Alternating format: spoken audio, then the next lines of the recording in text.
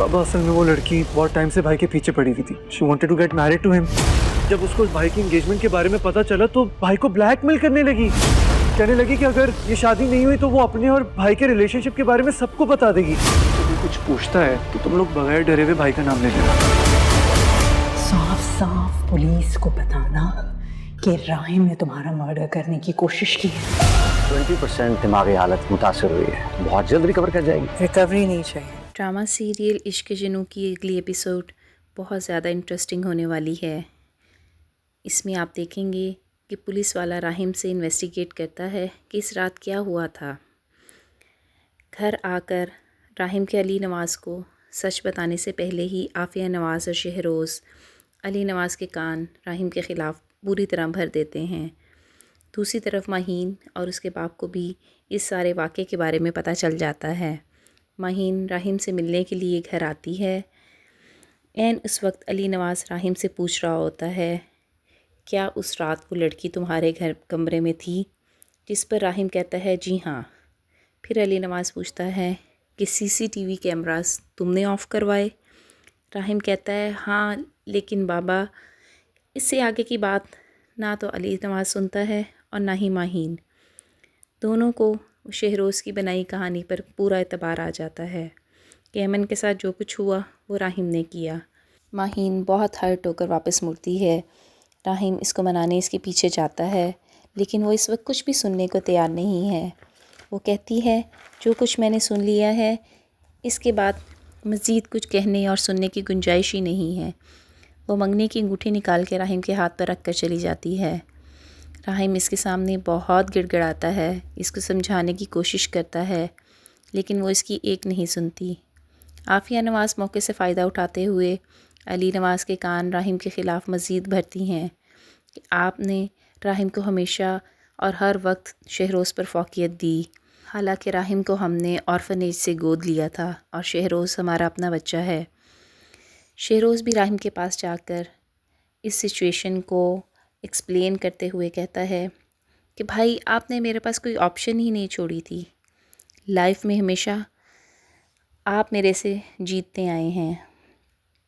राहिम के मार्क्स, राहिम की इंटेलिजेंस, राहिम की business sense, I was nowhere भाई। अब पहली बार मुझे ये लगा है कि मैं जीत गया हूँ। जिस पर राहिम इसको समझाता है कि तुम जीते नहीं हो, ये धोखा करने को तुम जीतना कहते हो?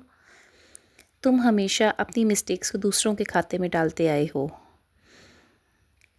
आफिया नवाज़ भी राहिम को एक्सप्लेन करते हुए कहती हैं कि मैंने जो किया वो मैं करना नहीं चाहती थी, लेकिन जब दोनों बच्चों में से एक को बचाना था तो मेरे सामने कोई चॉइस नहीं थी। राहिम अगली सुबह अली नवाज़ के कमरे के बाहर जाके उसको दरवाज़ा खोलने की रिक्वेस्ट करता है ताकि वो इसको तमाम सिचुएशन को एक्सप्लेन कर सके, लेकिन वो कुछ भी सुनने के लिए तैयार नहीं है और ना ही दरवाज़ा खोलते हैं। राहिम मायूस होकर वहाँ से वापस पलट जाता है। शहरोज़ के मामू फ़ारूक को भी राहिम पर इल्ज़ाम लगने की ख़बर टीवी से मिलती है।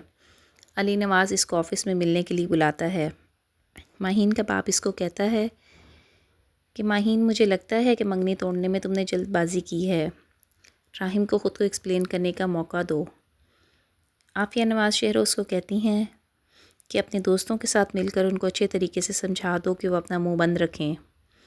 इसके लिए तुम्हें जो भी करना पड़े वो करो, अगर पैसे भी देने पड़े तो वो भी दे दो, लेकिन इनका मुंह नहीं खुलना चाहिए, नहीं तो बहुत बड़ी प्रॉब्लम हो जाएगी।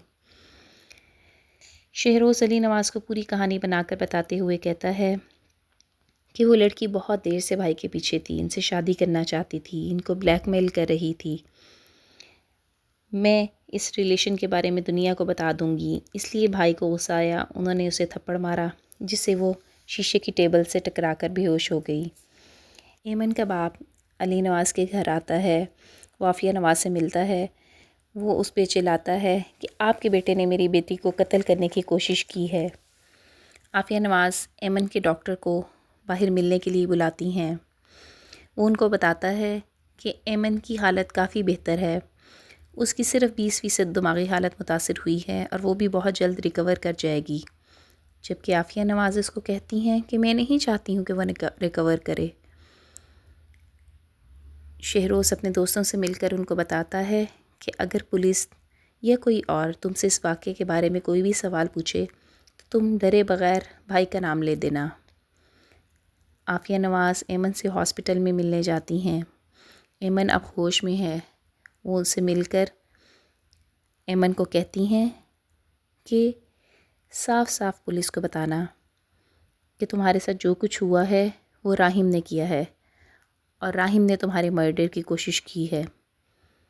ایمن بستر پہ پڑی حیرت سے عافیہ نواز کا منہ تکتی رہ جاتی ہے۔